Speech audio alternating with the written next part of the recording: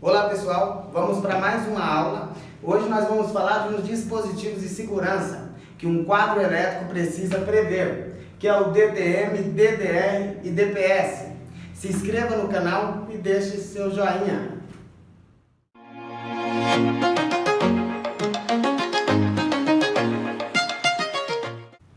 Vamos começar falando do disjuntor termomagnético, que segue a sigla DTM. Segue a imagem.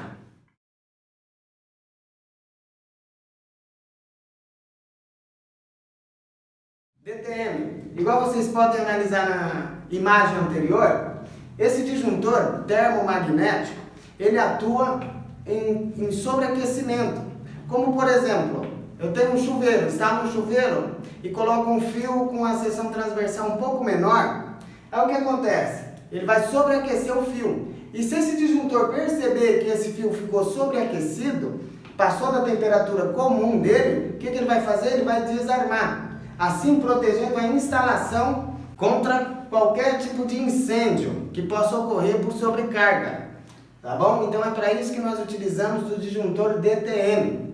Sempre na compra de um disjuntor DTM, existe eles em curva B, C e D. O que significa isso? Curvatória B quer dizer de baixa intensidade. Quando nós falamos em baixa intensidade, são equipamentos que não têm pico de corrente. O curvatória C, baixa e média intensidade. Por exemplo, a lâmpada fluorescente. Quando você liga, ela tem um pico de corrente alto. Aí, para assegurar, para não desarmar o disjuntor, você tem que utilizar a curva C. E curva D, nós utilizamos mais em motores, cargas muito pesadas, que dependem muito de um tempo para a partida dele, para o funcionamento.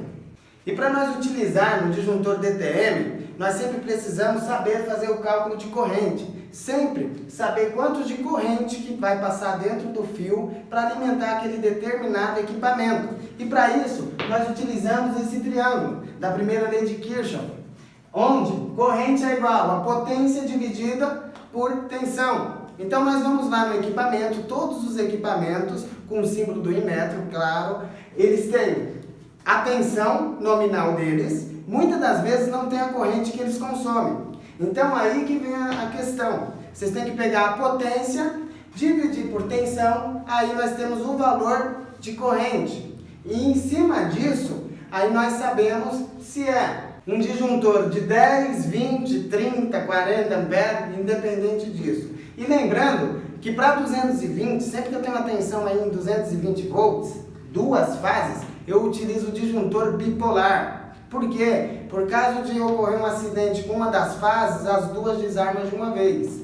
E para 127 volts, eu utilizo o unipolar. E sendo assim, para trifásico, tripolar. Tá? Então é assim que nós utilizamos o disjuntor DTM. E ele funciona contra aquecimentos e curto-circuito. Então, no caso de um curto-circuito, um fio encosta no outro e dá aquela explosão, na hora ele desarma, com eficiência muito boa e rápida, tá bom? Então, para termos uma instalação segura e dentro da norma, nós temos que utilizar sempre disjuntores termomagnéticos. E sempre lembrando que os disjuntores eles devem ser bem dimensionados. No caso, vocês têm que ter o cálculo certinho, saber o tempo de iniciação de cada disjuntor, que seria da curva B, C ou D, sabendo aonde vai aplicar ele, se vai ser residencial, se vai ser motor, e sempre estar ciente do que se está fazendo. Então esse é o nosso disjuntor DTM. Vamos falar agora do disjuntor DDR. Segue a imagem.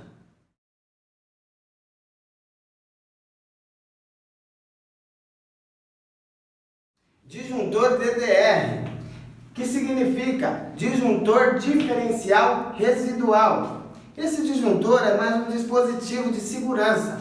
Ele atua contra a fuga de corrente. Ele foi criado para trazer mais segurança. Como ele atua com fuga de corrente, se uma pessoa tomar uma descarga elétrica na tomada que seja e tiver em contato com o solo, a corrente vai entrar na mão dele e vai sair pelo pé. Só que nesse momento, o disjuntor ele vai atuar. ele vai perceber que ali teve uma fuga de corrente e ele vai desarmar, sendo assim, não deixando ninguém morrer eletrocutado.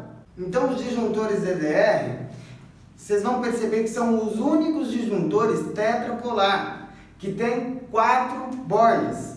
Sendo assim, é o único disjuntor também que passe o nêutron por ele. Eu vou mostrar uma imagem de um quadro montado para vocês.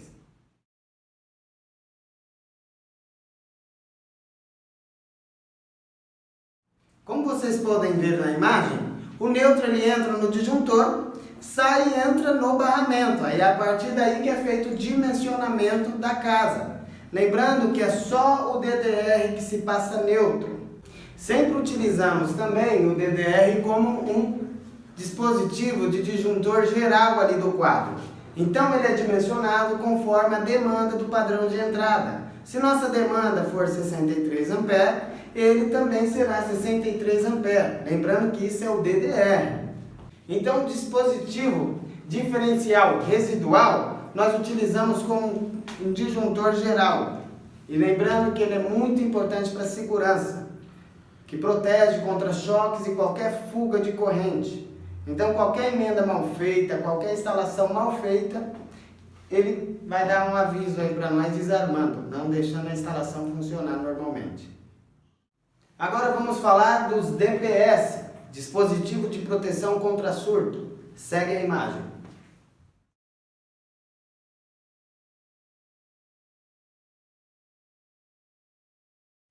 Para nós utilizarmos os DPS, dispositivo de proteção contra surto, lembrando que nós sempre temos que ter um aterramento feito. Se não tiver um aterramento, não tem como utilizar. Vamos descobrir por quê. Então os DPS, eles são os dispositivos de proteção contra surto. O que seria surto? Raio, faísca de raio que cai na rede elétrica, entra numa casa e queima tudo. Então, para nós não ter mais essas queimas, o que nós precisamos fazer? Instalar no nosso quadro um dispositivo de proteção contra surto, chamado DPS. Lembrando que a melhor marca para se instalar é a Clamper. E temos também para portão. Aquelas placas de portão costuma queimar, deu uma chuva, o negócio queima. Então, para acabar com esse tipo de problema, na instalação nós utilizamos os DPS. Os dispositivos de proteção contra surto, em um quadro elétrico, ficam assim. Segue a imagem.